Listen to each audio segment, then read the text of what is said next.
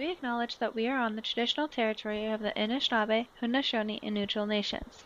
The land surrounding Brantford and Kitchener-Waterloo is located on the Haldimand Tract. Of the 950,000 acres given to the Haudenosaunee, less than 5% remains Six Nations land. Acknowledgement of the land is the first step of allyship, a continual process of learning and unlearning. Since colonization began, the landscape of consent has changed for Indigenous peoples. Violence that happens on the land is intimately connected to the violence that happens to our bodies. Sexual violence is just one manifestation of the continuum of violence wrought by settler colonialism. Indigenous women, Two-Spirit, trans, and queer people have been resisting colonial rape culture for years. Mourning our loved ones whose lives have been taken in a country in which their deaths are treated as unexceptional. As treaty signers, we are responsible and accountable for the violence that Indigenous peoples face in Canada. This video can be used as a tool to review some best practices for settlers working with Indigenous peoples who have experienced sexual violence. The video will outline recommendations and actions that organizations can do for steps of reconciliation. This video recognizes and respects the diversity of Indigenous cultures that exist across Canada. It is a living document. The video will and should change as our knowledge base increases and our thinking evolves eternally and in response to the broader community.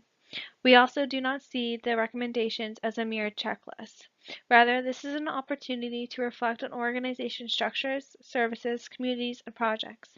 This video is most effective when used within the context of how colonialism and sexual violence are interconnected. This project is a collaborative work. Indigenous women created this video with support and collaboration from the settler community.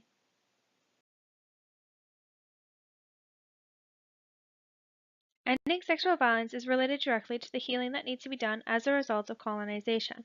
There are different healing journeys, and one is not of more importance to another. In the video that follows, Sarah George discusses Indigenous healing practices. There are 4 sacred herbs: cedar, tobacco, sage, and sweetgrass. The herbs are used to purify mind, body, and soul. Smudging is just one of many Indigenous ceremonies, including healing circles, sweat lodges, and the pipe ceremony, utilized by First Nations in a system that is about whole being health, not just the body, rooted in prevention rather than reaction. At the base of First Nations healing practices lays the medicine wheel. Native Studies teacher Joyce Jonathan Crone says the medicine wheel is far from one-dimensional. Wheel, just the basics of it. It's divided into 4 quadrants. It's 4 colors: white, yellow, red, and black, which represents the 4 colors of man. It also represents the north, south, east, and west. It also represents the summer, spring, fall, and winter. There are also earth elements related to them, 1 earth element in each quadrant. It also represents the 4 aspects of one's being that must be at peace in order to attain wellness.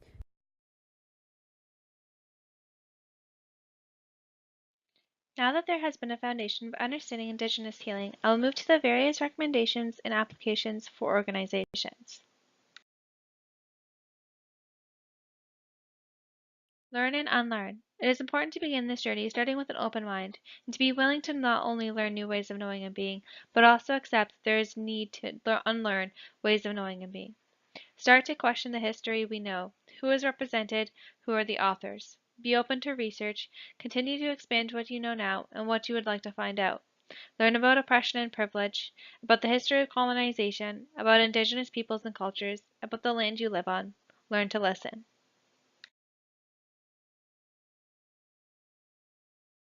There are many books, blogs, documentaries, independent media sites, plays, and songs that Indigenous people have written and performed that are great places to start learning. At the end of this video will be a list of resources for you to look into. Try to attend workshops, events, teachings that are available. Also, take leadership from Indigenous folks. As well, ensure that there is appropriate training on Indigenous issues for key stakeholders within one's organization.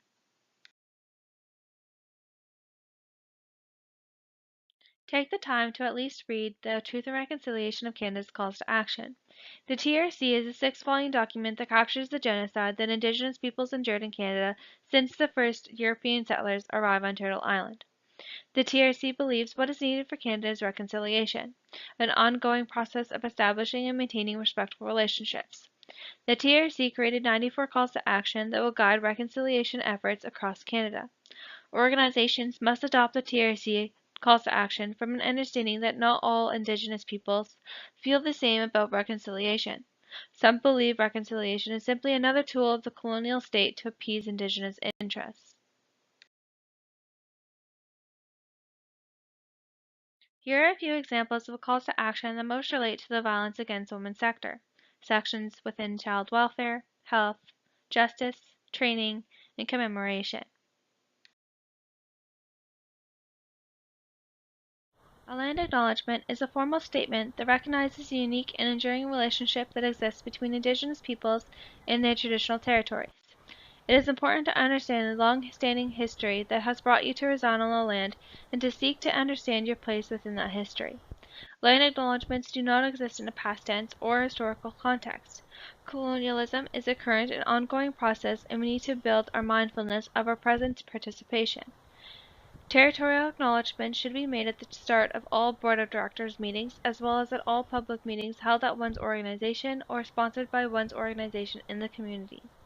Every time there is a gathering of people, there needs to be an acknowledgement of the land.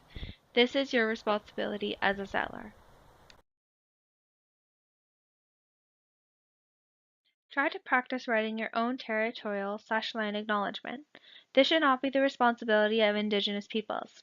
This is a critical action in our steps towards reconciliation and decolonization. It ensures that we ground our actions in the understanding that we occupy stolen lands.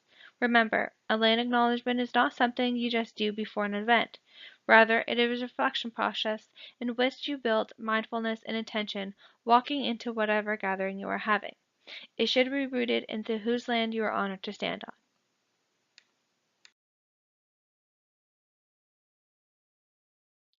By recognizing National Aboriginal Day as a statutory holiday, business owners, employees, and organizations can show their solidarity and respect for Indigenous cultures in Canada. Organizations can take this as an opportunity to expand awareness on Indigenous issues and promote inclusion. For example, take this time to attend a local celebration or event, volunteer your time to an Indigenous organization, or plan for a staff training, watch a video, go through the TRC as a team.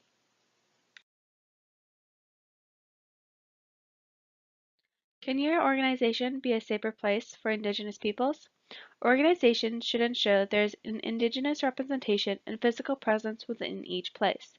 Consider having Indigenous artwork and symbols that respect the Indigenous communities and peoples you are working with. For example, for Haudenosaunee peoples, the Two-Row Wampum Belt is a symbolic record of the first agreement between Europeans and Indigenous nations on Turtle Island, or North America. The agreement outlines a mutual three-part commitment to friendship, peace between peoples, and living in parallel forever. As long as the grass is green, as long as the rivers flow downhill, and as long as the sun rises in the east and sets in the west. Throughout the years, the Haudenosaunee have sought to honor this mutual vision and have increasingly emphasized the ecological stewardship and is a fundamental prerequisite for this continuing friendship. Within the TRC, there is a call to action to address the employment gaps between Indigenous and non-Indigenous peoples. Organizations should make job accessibility a priority. Job postings should encourage and welcome Indigenous applicants. As well, interviews are structured in a way that benefits those with Western upbringing.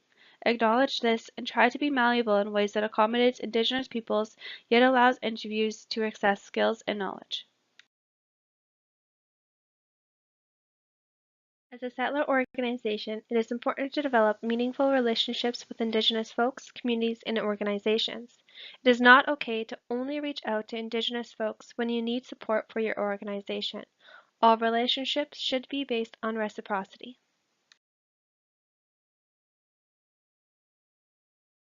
We acknowledge that these are only a few recommendations in working with Indigenous survivors.